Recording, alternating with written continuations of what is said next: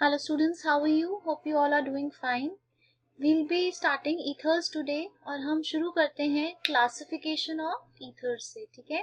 तो हम बात करेंगे क्लासिफिकेशन की. There are two different ways to classify ether, ठीक है? तो सबसे पहला तरीका है on the basis of type of alkyl group. तो before we start the classification एक बार हम क्विकली रिवाइज कर लेते हैं व्हाट आर ईथर्स. ईथर्स क्या होते हैं? दे आर, उनका जनरल फॉर्मूला क्या होता है? आर ओ आर डैश, ठीक है? तो उसमें फंक्शनल ग्रुप क्या होता है? ऑक्सीजन का होता है, ठीक है? और दोनों तरफ आपके अल्काइल ग्रुप्स या अराइल ग्रुप्स या आइदर एक अल्काइल एक अराइल, दोनों अल्काइल या दोनों अराइल ग्रुप्स लगे हो सकते हैं, ठीक है?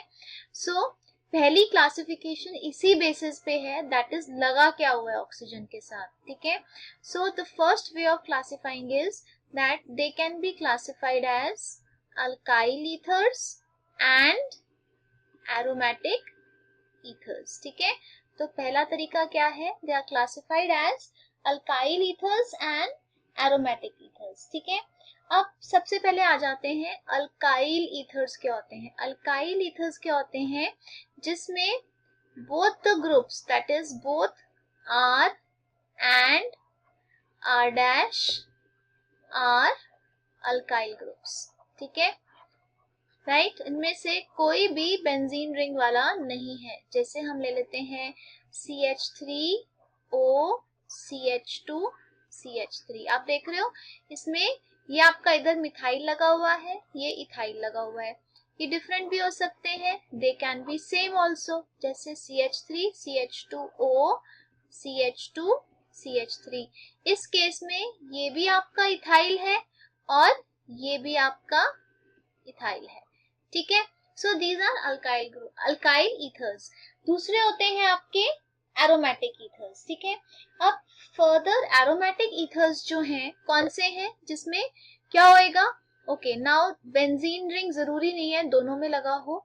सो दो तरीके से आप एरोमेटिक ईथर्स को क्लासिफाई कर सकते हो. एक जैसे ये, जिसमें मैंने एक तरफ तो अल्काइल ग्रुप लगा दिया और एक तरफ मैंने बेंजीन रिंग लगा दिया, है ना? तो ये आपका अल्काइल ग्रुप है और ये आपका अराइल ग्रुप है. तो इनको हम क्या कहते हैं? They are called alkyl aryl ethers, जिसमें एक तरफ तो आपका बेंजीन रिंग वाला ग्रुप है और दूसरी तरफ आपका अल्काइल ग्रुप है, ठीक है? क्लियर? तो what are they called? Alkyl aryl ethers.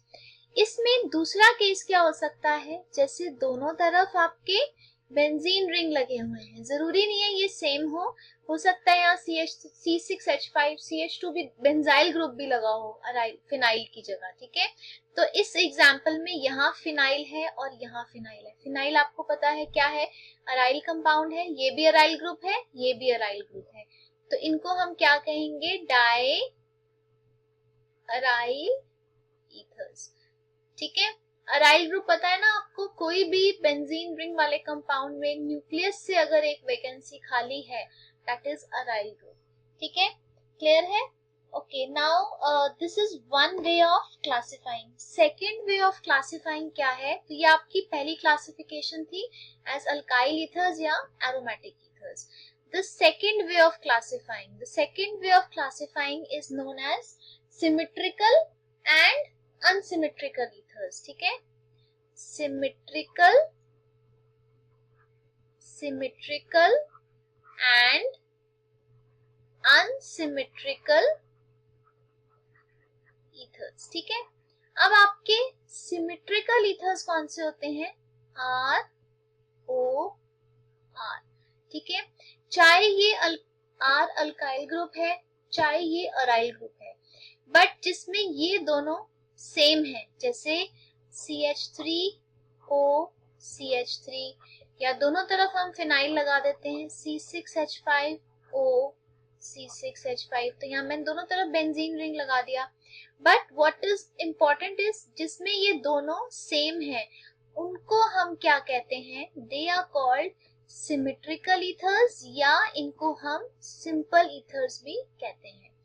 On the other hand, जैसे मैंने एक एग्जांपल लिया था, एक तरफ मैंने मिथाइल लगाया था और एक तरफ मैंने इथाइल लगाया था. तो यहाँ दोनों अल्काइल ग्रुप्स अलग थे, तो इनका जनरल फॉर्मूला क्या हो गया, ROR-।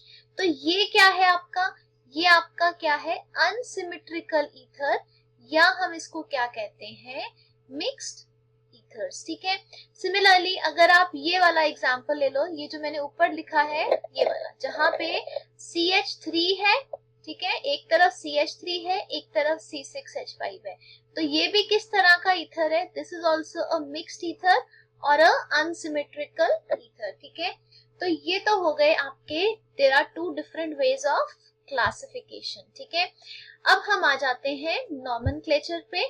ठीक है, उसके लिए let me pick a fresh sheet for this.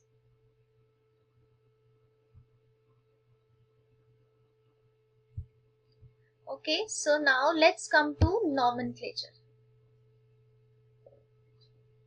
Nomenclature ethers का बहुत सिंपल और स्ट्रेट है, कुछ बहुत ज्यादा दिमाग लगाने वाला नहीं है। ठीक है, सो नॉमेनक्लेचर में as you all know there are two ways, one is the common system and one is the IUPAC system. पहले आ जाते हैं हम कॉमन सिस्टम ऑफ नॉमेनक्लेचर पे। ठीक है, कॉमन सिस्टम क्या कहता है कि आपने दोनों ग्रुप्स के नाम अल्फाबेटिकल ऑर्डर में लेने हैं।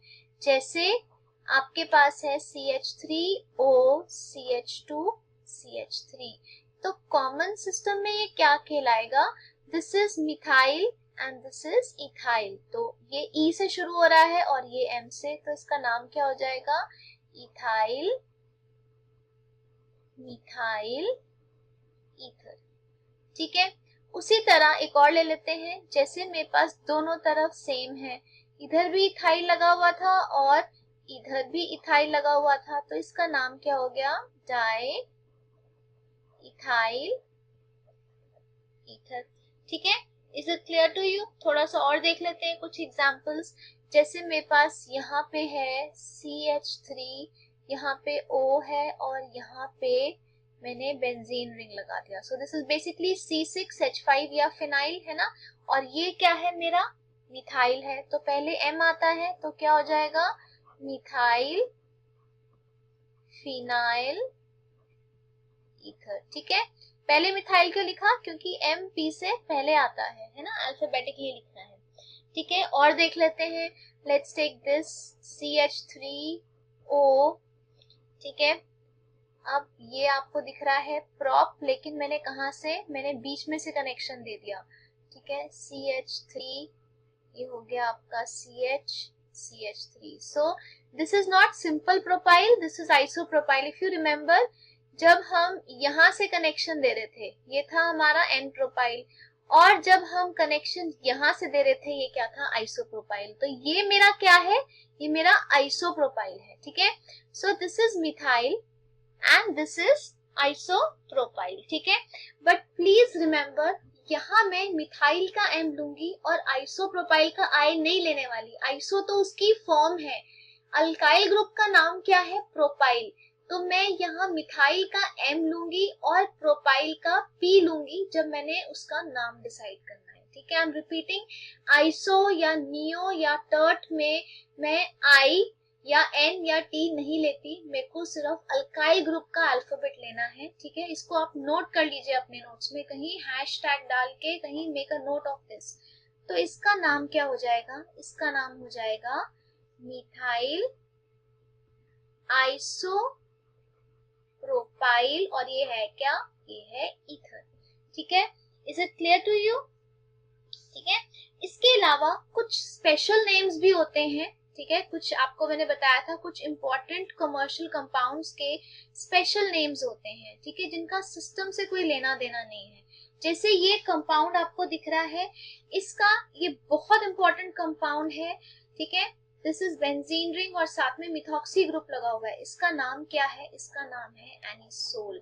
ठीक है, आपको ये कॉम्पिटिशन्स में भी आता है, बहुत बार आपको डायरेक्टली सीधा एनिसोल का ही फॉर्मूला पूछ लेते हैं, तो दिस इज एनिसोल। ठीक है, अभी इसका हम IUPAC में मैं फिर से इसका नाम डिस्कस करूंगी, यहाँ नहीं डिस्क्लोज करूंगी, नहीं तो आप कंफ्यूज हो जाओगे।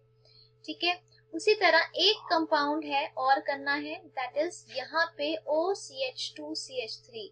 अगेन इथॉक्सी ग्रुप लगा हुआ है बेंजीन रिंग में, तो इसका नाम क्या है, इसका कॉमन नेम क्या है?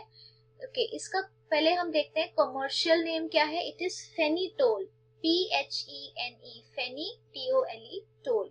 और अब इसके कॉमन नेम पे आते हैं। अगर जो हम कॉमन सिस्टम के हिसाब से करते हैं तब इसका नाम क्या बनता है, ये हमने ऊपर किया था, this is methyl phenyl ether. पर आपको 99.9% आपको ये वर्ड नहीं मेंशन होगा, क्या मेंशन होगा, एनिसोल, ठीक है, राइट। उसी तरह ये क्या है, this is ethyl phenyl ether, और इसका कमर्शियल नेम जो आपने याद रखना है वो क्या है, फेनिटोल, ठीक है। अगेन यूज फेनिटोल होएगा आपके क्वेश्चंस में, इथाइल फिनाइल ईथर, ठीक है। अब आखिरी में हम आ जाते हैं कौन से नॉमेनक्लेचर पे, we come to IUPAC nomenclature, ठीक है। IUPAC नॉमेनक्लेचर का फॉर्मेट क्या है, IUPAC नॉमेनक्लेचर का फॉर्मेट है अल्कोक्सी एल्कोक्सी एल्केन, ठीक है। ये फॉर्मेट रहेगा जिसमें जो पेरेंट हाइड्रोकार्बन है वो ये है, और जो छोटे वाला अल्काइल ग्रुप होगा वो ऑक्सीजन के साथ मिलके क्या बना देगा, अल्काइल और ऑक्सीजन क्या बन गया, अल्कोक्सी। जैसे हम एग्जांपल्स देखते हैं, हम सेम लेते हैं जो हमने पहले लिए थे और अब हम उनको IUPAC से नेम देते हैं। इस केस में दोनों में एक कार्बन है, एक को पेरेंट बना लो और एक को आप बना लो सब्स्टिट्यूएंट। तो मिथाइल एंड ऑक्सीजन क्या बन गया, मिथॉक्सी, ठीक है, मिथॉक्सी, और ये क्या है, मीथेन, ठीक है। अब यहाँ पे आ जाते हैं, डिफरेंट ले लेते हैं, ठीक है। एक अल्काइल ग्रुप, इसमें ज्यादा नंबर ऑफ कार्बन हैं, तो ये क्या, एथ क्या बन गया, पेरेंट, और ये क्या बन गया, साइड चेन या substituent. So this has become methoxy ethane, ठीक है। Is it clear to you, right. और ले लेते हैं। अब हम वापस आते हैं एनिसोल पे, मैंने आपको बताया था मैं आपका डिस्कस करूंगी IUPAC नेम, ठीक है। So this is the smaller one methyl group, तो ये क्या हो गया, ये हो गया आपका सब्स्टिट्यूएंट मिथॉक्सी, और ये बेंजीन हो गया पेरेंट, तो इसका नाम क्या हो गया, मिथॉक्सी बेंजीन, ठीक है। इजी है बेटा। अब आ जाते हैं फेनिटोल पे, तो फेनिटोल का नाम क्या हो जाएगा, आप सारे पॉज करके मेरे लिखने से पहले लिख के देख भी सकते हैं एक बारी। I hope you all have guessed it, इसका नाम क्या हो जाएगा, इथॉक्सी बेंजीन, ठीक है, इथॉक्सी बेंजीन, ठीक है। थोड़ा सा ब्रांच वाला लेते हैं, थोड़े से डिफिकल्टी लेवल बढ़ाते हैं, एक थोड़ा बड़ा कंपाउंड मैं यहाँ बना देती हूँ, CH3 CH2O C CH3 CH3, और यहाँ पे भी आ गया CH3। क्लियरली आपको दिख रहा है, ये आपकी पेरेंट हाइड्रोकार्बन है, ये लंबी वाली चेन है। लॉन्गेस्ट चेन कौन सी दिख रही है बेटा, ये देखो, 1 2 और 3, ये 3 कार्बन वाली क्या हो गई आपकी पेरेंट चेन। तो आपका रूट वर्ड यहाँ क्या हो गया, प्रोप, ठीक है, 3 कार्बन्स। अब बाकी सारे क्या बन जाते हैं, सब्स्टिट्यूएंट्स। एक सब्स्टिट्यूएंट ये है, इसका नाम क्या है, इथॉक्सी, कैसे, इथाइल एंड ऑक्सीजन, तो इसका नाम है इथॉक्सी। और दूसरा सब्स्टिट्यूएंट क्या है आपका, मिथाइल, ठीक है। तो आपने पेरेंट चेन फिगर आउट कर ली, सब्स्टिट्यूएंट्स फिगर आउट कर लिए, नंबरिंग कहीं से भी कर लो क्योंकि दोनों तरफ से सेकंड कार्बन आ रहा है, ठीक है। तो अब नाम क्या हो जाएगा, मिथाइल है और इथॉक्सी है, पहले क्या आएगा, ई, तो इसका नाम हो जाएगा 2 इथॉक्सी, ठीक है, 2 मिथाइल, 2 इथॉक्सी 2 मिथाइल प्रोपेन, ठीक है। तो ये हो गया हमारा nomenclature. So in this video lecture we talked about the classification and nomenclature of ethers. अगले वीडियो लेक्चर में हम फिजिकल प्रॉपर्टीज पढ़ेंगे, इसको आप ध्यान से नोट कर लीजिए एंड प्रैक्टिस, जो आपका एनसीईआरटी में टेबल बना हुआ है नॉमेनक्लेचर में वो आप सारे प्रैक्टिस कीजिए, ठीक है। And in case of doubts आप व्हाट्सएप ग्रुप पे मुझे इन्फॉर्म कीजिए। Thank you, stay home, stay safe.